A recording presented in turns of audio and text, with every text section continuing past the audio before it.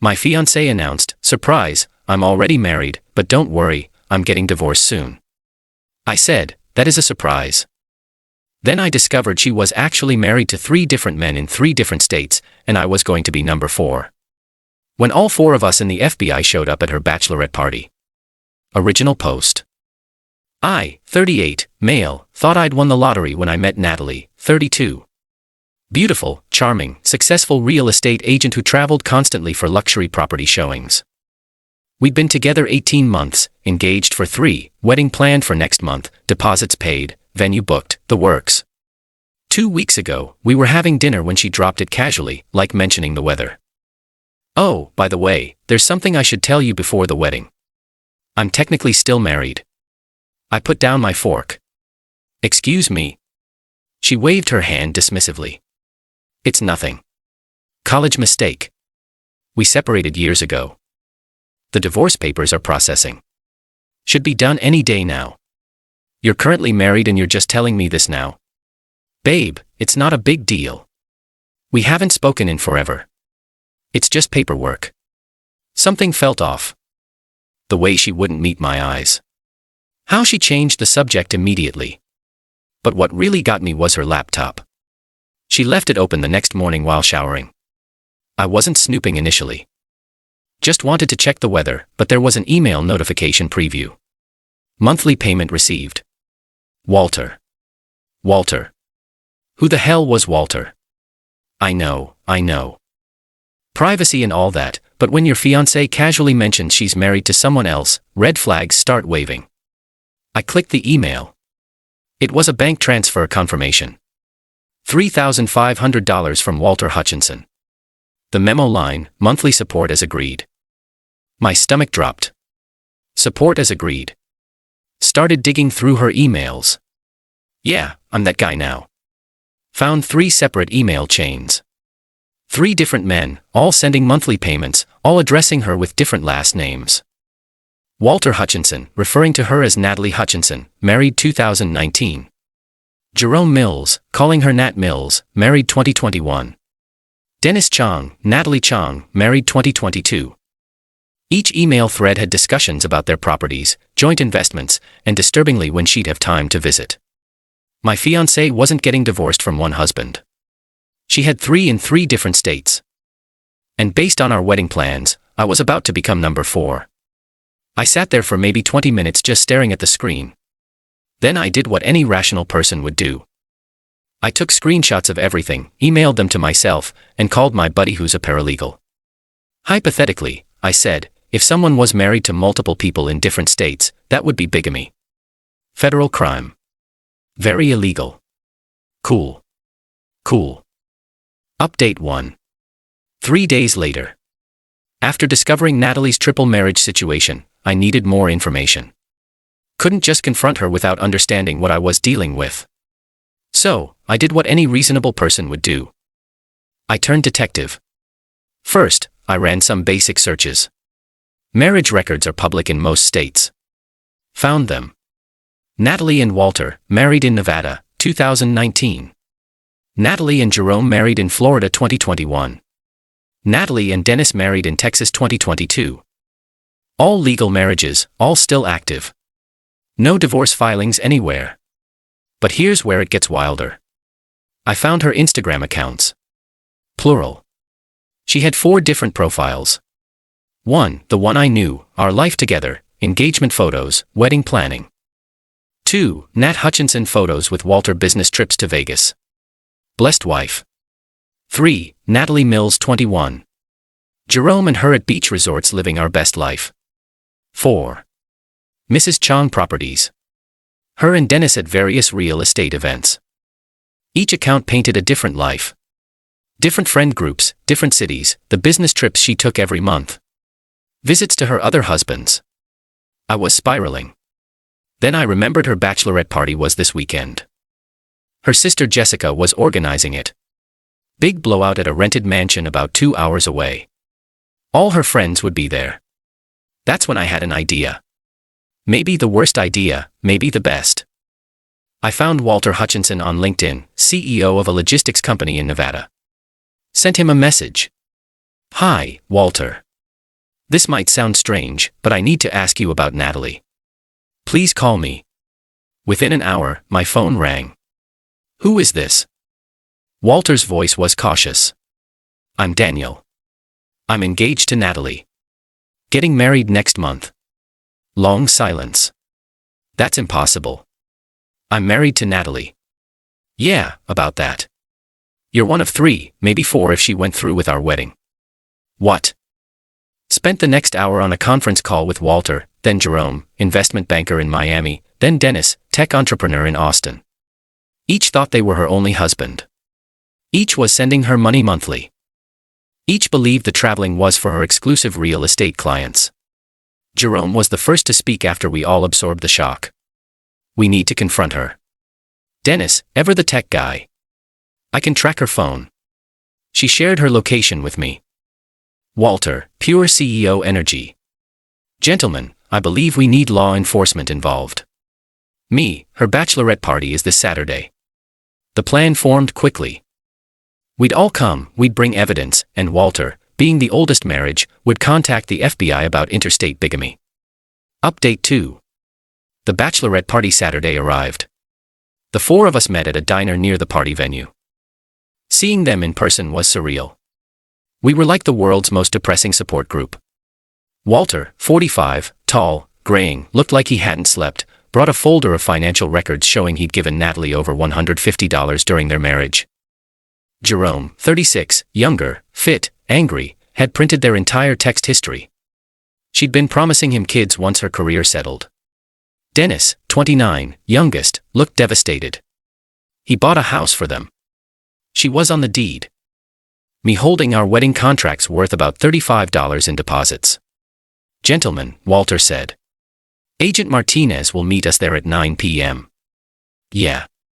The FBI was coming to my fiancée's bachelorette party. We drove separately, parked down the street. The party was in full swing. Could hear music blasting, saw fancy cars everywhere. Her sister had really gone all out. At 8:45, we walked up together. Dennis knocked. Jessica answered, already tipsy. Her face went from confused to shocked as she recognized me. Daniel, what are you doing here? This is girls only. And who are? We need to see Natalie, Walter said calmly. Excuse me. Who are you? Her husband. That's impossible. Daniel's her. No, Jerome stepped forward. I'm her husband. Actually, Dennis raised his hand. Legally, I'm also her husband. Jessica's mouth opened and closed like a fish. Then she slammed the door. We heard shouting inside. Music stopped.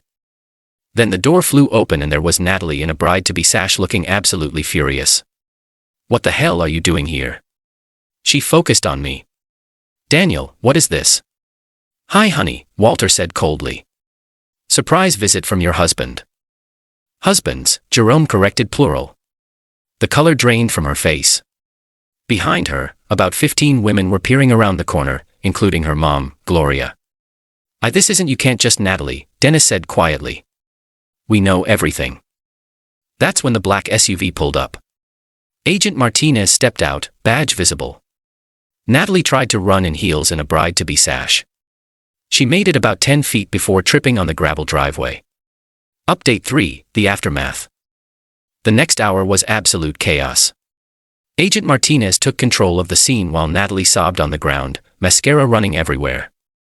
Her mom, Gloria, went full mama bear. Don't you dare arrest my baby. This is entrapment, harassment. Ma'am, Agent Martinez said calmly. Bigamy across state lines is a federal offense. This is a legitimate investigation. Jessica turned on me. You brought the FBI to her bachelorette party.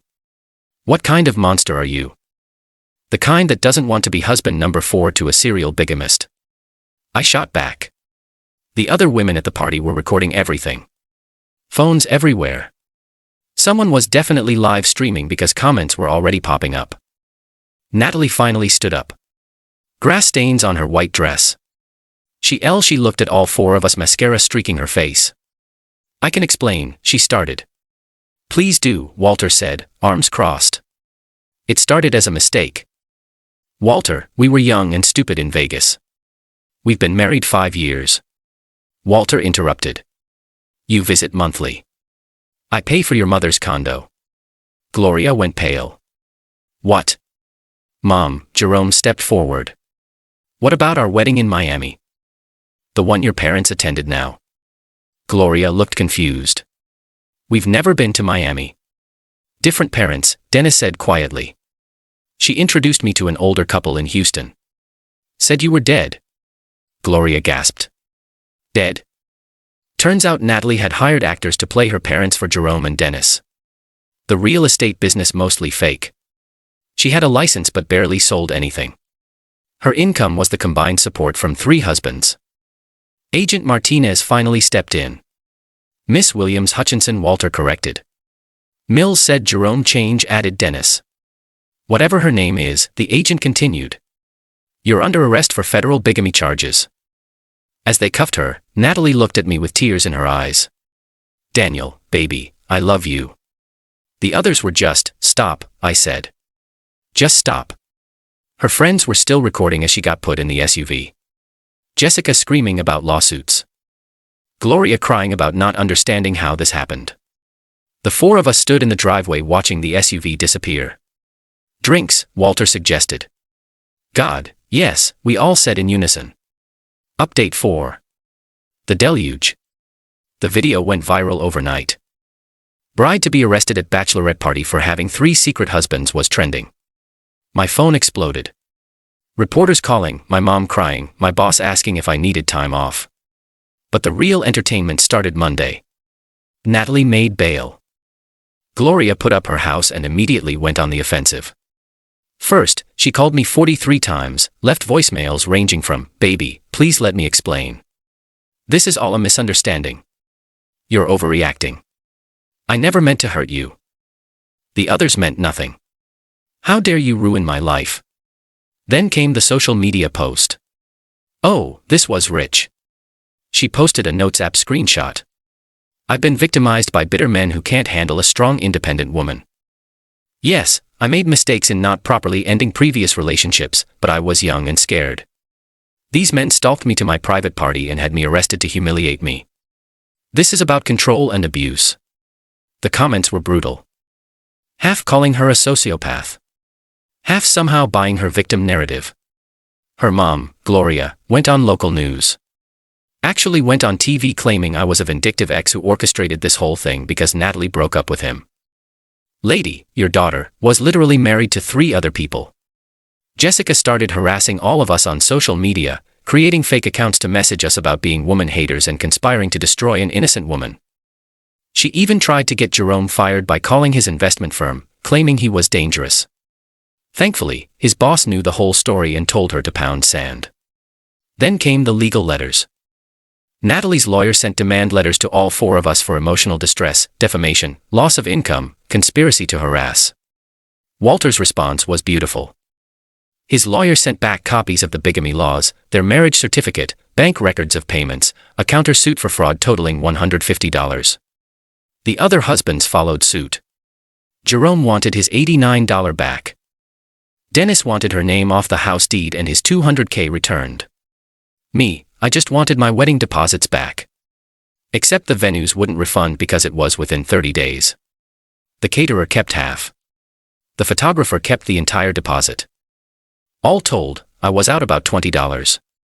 So, I did something petty. I kept the honeymoon tickets. First-class flights to Bora Bora, Overwater Bungalow, the works, non-refundable, but transferable. Took my brother instead, posted photos of us drinking Mai Tais with Tahasha, dodged a bullet. Natalie saw them and posted a rant about me stealing what was supposed to be our magical moment. Lady, you had 3 other magical moments you were juggling. Update 5. The Reckoning. The federal case moved faster than expected. Turns out the FBI had been building evidence beyond just our situation. Natalie had been flagged for suspicious tax filings. She'd been filing as single in her state while receiving gifts from multiple sources. Tax evasion on top of bigamy. But before the trial, more bombs dropped. Dennis did some digging. Tech guys, am I right? And found another marriage. Natalie had a brief marriage at 19 to someone named Ricky in her hometown. Never divorced. Still technically valid. That made 4 illegal marriages. Ricky, now 35, was shocked when contacted. He thought they'd gotten divorced years ago. Natalie had told him she filed the papers. She hadn't. He'd remarried, meaning he was technically guilty of bigamy, too. Though unknowingly, his current wife was not pleased. Then Jerome's investigation turned up something else. The luxury properties Natalie supposedly sold. She'd been using photos from other agents' listings, creating fake sale announcements, building a whole false persona as a super successful agent. Her broker's license was real, but she'd sold exactly 2 properties in 5 years. Both mobile homes. The actual trial was almost anticlimactic. Natalie tried to play victim right until the end. Showed up in conservative clothes, hair in a bun, looking like a Sunday school teacher. Her lawyer argued she was confused about the legal requirements and believed each marriage was invalid due to fraud. The prosecutor's response: she collected over $400,000 from 4 different men while maintaining separate lives with each. This wasn't confusion. It was a criminal enterprise. The judge wasn't buying her act either. Federal bigamy charges, tax evasion, wire fraud, the fake property sales cross state lines. Sentence: 3 years federal prison, 5 years probation, restitution to all victims. Gloria fainted in the courtroom. Jessica called us all monsters and had to be escorted out. Natalie's final statement to the court: these men conspired to destroy me because they couldn't handle sharing my love. Sharing her love. Even the judge looked incredulous. Final update. It's been 6 months since Natalie reported to federal prison. The 4 or 5, including Ricky, ex-husbands, have a group chat now.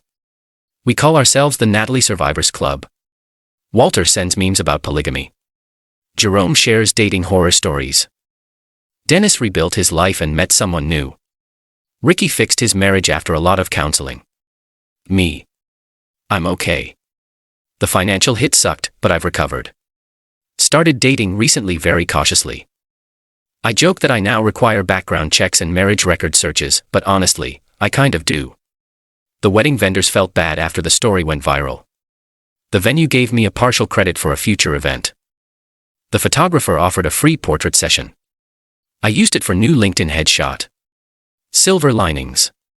Natalie's mom, Gloria, still sends me nasty messages occasionally.